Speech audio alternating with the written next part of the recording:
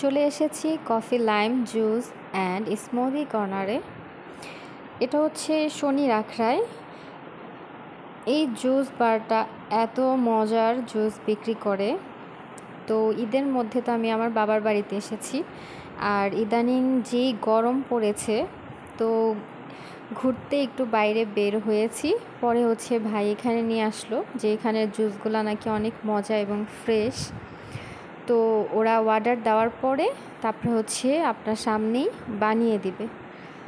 তো এখানে যে যার যার পছন্দ মতো আমরা অর্ডার করেছিলাম আখের রস, লেমন মিন্ট, তারপরে হচ্ছে শাহি বাদামের শরবত।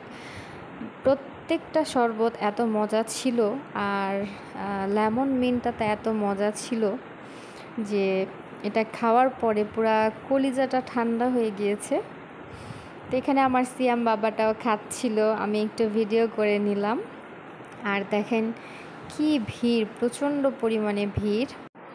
আসসালামু আলাইকুম এভরিওয়ান, সবাই কেমন আছেন? আশা করছি সবাই খুব ভালো আছেন। আমরাও আল্লাহর রহমতে বেশ ভালো আছি।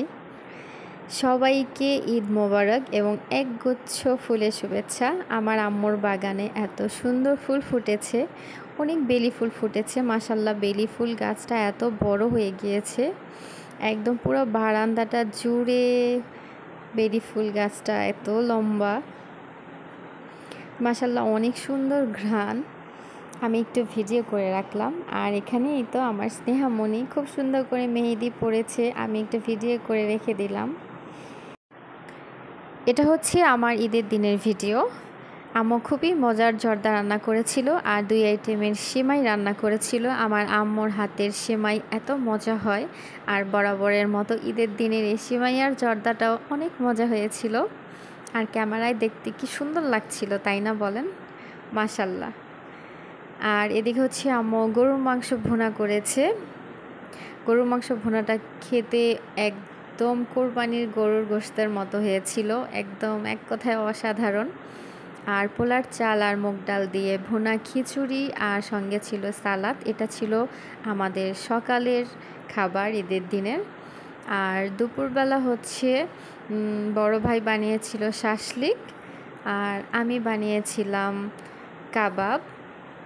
আর হচ্ছে আম্মু রান্না করেছিল পোলাও, গরুর মাংস, আর ভেজিটেবল ছিল চিকেন ভেজিটেবল, আর হচ্ছে রোস্ট ছিল। আমি কিন্তু কোনো রেসিপি শেয়ার করি নাই, জাস্ট খাবারগুলো যখন ভাজা হয়েছিল তখন একটু শ্যুট করে রেখেছি। আর অনেক আইটেম দেখা যায় আমি নিতেও পারি নাই, রোস্টটা আমি ভিডিও করতেই ভুলে গিয়েছি।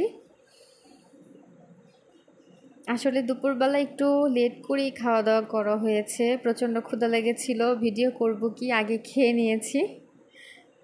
তো যাই হোক, আমার এই ঈদের দিনের ছোট ভিডিওটা যদি আপনাদের ভালো লেগে থাকে অবশ্যই আমার চ্যানেলটি সাবস্ক্রাইব করে আমার পাশেই থেকে যাবেন আর আমাকে সাপোর্ট করবেন। তো সবাই ভালো থাকবেন, আল্লাহ হাফেজ।